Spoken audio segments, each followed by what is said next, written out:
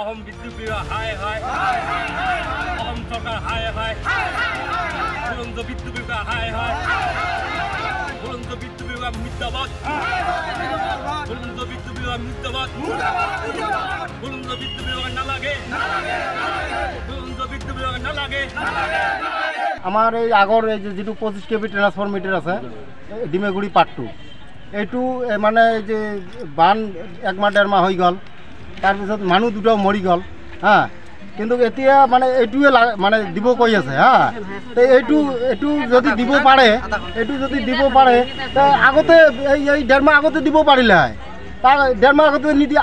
আজি কৈ আছে বোলে আগৰ যিটো আছে এইটোৱে মানে লৈ যাওক, মানে চলাৰ মানে কাৰণত আমি কিন্তু এইটো নলম।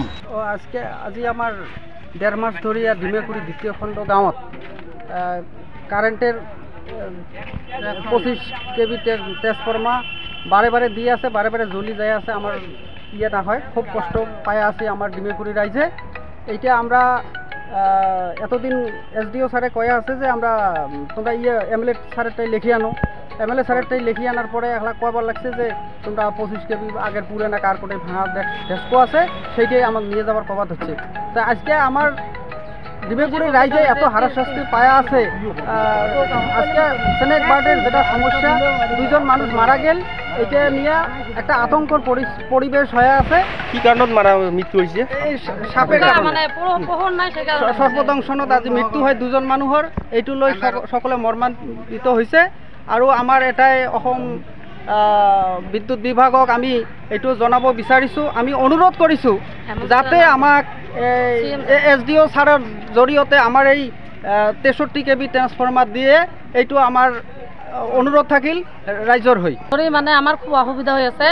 25 kV দেয়, আমাৰ মানুহৰ পপুলেশ্যন হৈছে ধরো 600-700, এলা দেয় আমাক 25 kV দেওয়ার লগে লগে মানে মিটার জ্বলি যায়। আমি বহুবার আহি মানে SDO ছাৰক কৈছোঁ, কইলে MLA 6 লাগিব, MLA 6 আনি দিলোঁ। এতিয়া মানে আগৰ পুৰাণা যিটো KP আছে সেইটোই দিয়ে। আমাৰ মানে পোহৰৰ কাৰণত আমাৰ মানুহ দুটা মাৰা গ'ল, তাতে চাপে থাকে, মানে উজ্জ্বল নাই, পোহৰ নাই। তা আমি বেছিকৈ নকওঁ, আমাৰ যিটো বানপানী হৈ আছে, আমাৰ ল'ৰা ছোৱালীৰ পঢ়া শুনা নষ্ট হৈ আছে। আমাৰ এই SDO ছাৰক মই অনুৰোধ কৰি কওঁ, আমাৰ যিটো 75 kV আছে, আমাৰ MLA ছাৰৰ পৰা ফৰৱাৰ্ডিং লৈ আহিছোঁ 63 kV, এইটো আমাক লাগে। আমি হাল্লা কৰিব নাচাওঁ, আমিতো মানে পোহৰৰ কাৰণত আমি জ্বলি যোৱা হৈ গৈছোঁ।